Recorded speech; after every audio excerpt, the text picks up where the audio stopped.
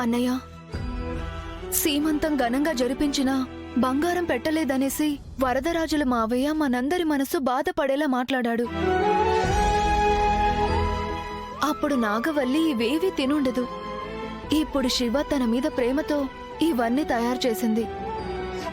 తీసుకెళ్లి ఇచ్చేస్తే తను చాలా సంతోషంగా ఫీల్ అవుతుంది. కానీ ఆ సంతోషం వాళ్ళు అరక్షణం కూడా ఉండనివ్వరమ్మా. ఇదే విషయం నేను పంచాయతీలో నాగవల్లికి అర్థమయ్యేలా చెప్పాను. తను కూడా వాళ్ళకి సపోర్ట్గా మాట్లాడి వెళ్ళిపోయింది.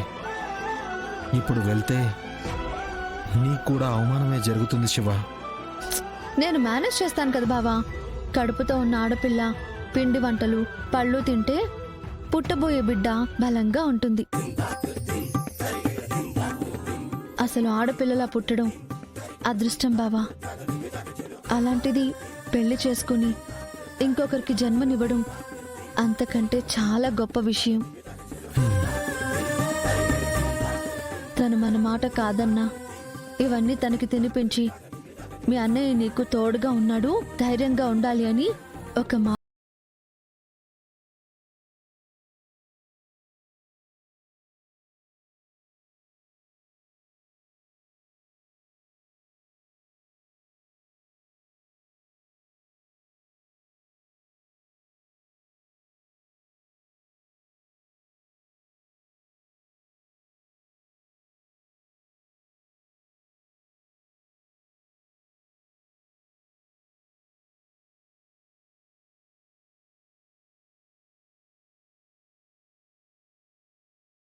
పోవాలి అనుకున్నాను.